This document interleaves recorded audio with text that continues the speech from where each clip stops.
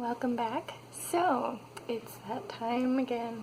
It's time to talk about TBRs, seeing as it's the last day of January. So if I want to have a February one, like, official, I should probably do it, right?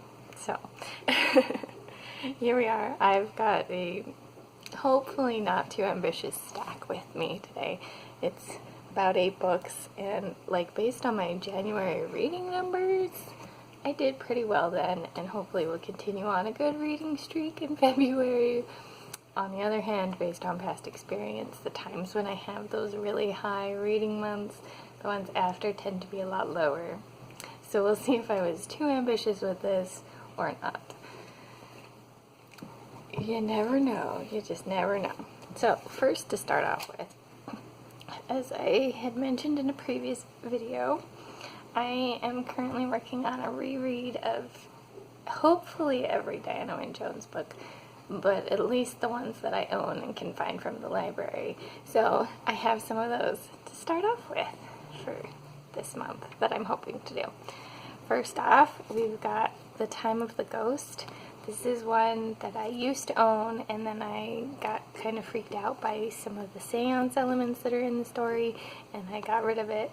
But then to do this reread, I'd really love to, have this book again, because I don't remember it being bad. I just had that kind of reaction because I was younger and stuff, and I don't think I'd have that reaction anymore, so I bought it, and I got the cover that is my favorite. There are a couple different covers for this book, and some of them I do not like, but this one is the one I used to have cover-wise, and it's my favorite of the covers, so I'm glad I was able to get a version of it with that.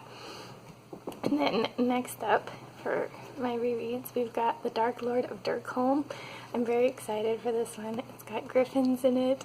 This one is a really fun book with a lot of, like, foster family kind of dynamics to it. I think they're technically all their children because it's, like, genetically they were able to put their genes into the griffin eggs, if I remember correctly.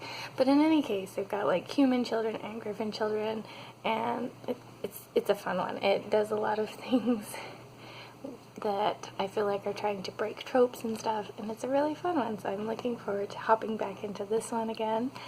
And then the final one that I was going to try to do for this month is Unexpected Magic. This is a collection of Diana Wynne Jones's short stories, and especially these days when I've been so into short stories, this seems like a really good fit.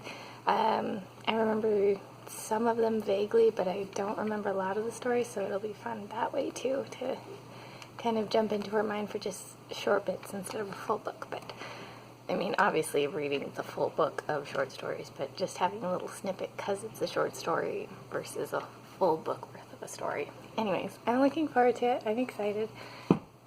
That's the Diana Wynne Jones I'm gonna hopefully get through this month. I picked 3 of them because I feel like I'm a little behind if I'm gonna actually get through her whole collection in the year. We'll just have to see how it all goes. But again, that's still my goal, so those are my ones for that.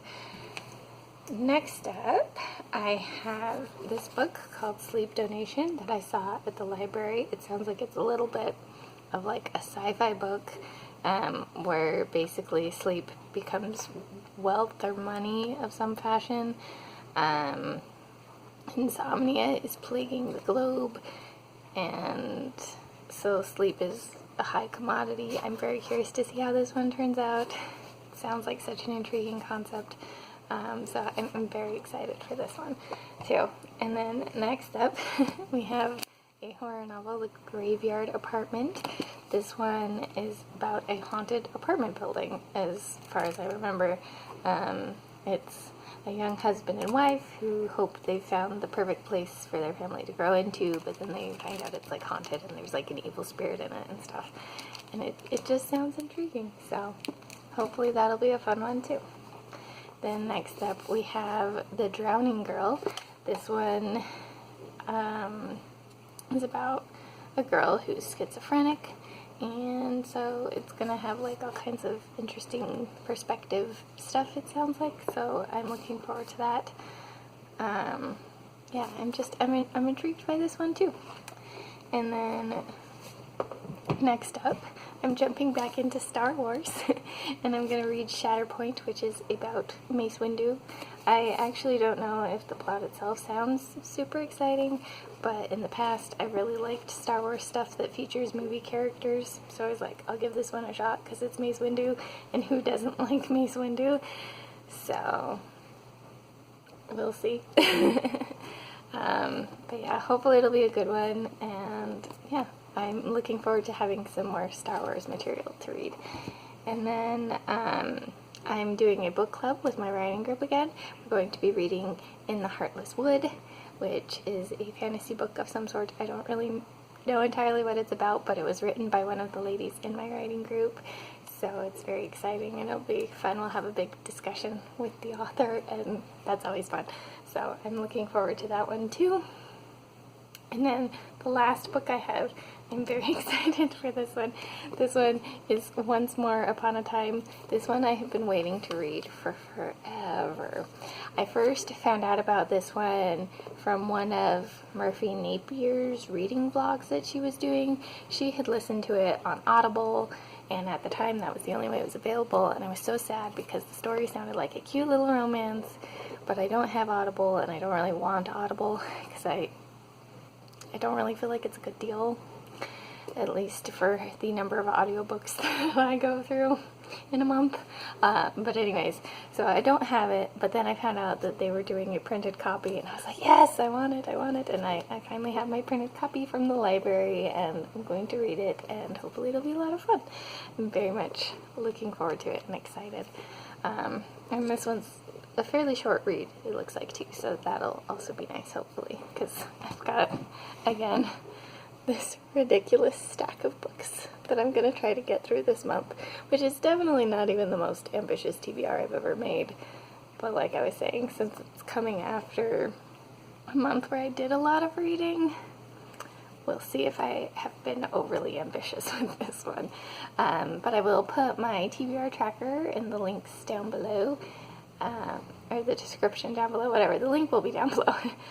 If you're interested in following my TBR tracker, seeing how I did in the month of January compared to what like the TBR I made for it was, and what I ended up reading overall. It was a lot of books for January, but I'll have all these ones put in there for February, and then we'll see how I do in February as well. If you happen to have read any of these or have recommendations based on these you think I might also like, feel free to share down below. I'd be curious to see if other people are doing more of a, I don't know, like romance themed February because of Valentine's Day and whatever, but that was not the mood that was striking me, so I've got what I've got, and yeah, anyways, I think that's all I've got for now. This is the Let Harper signing out.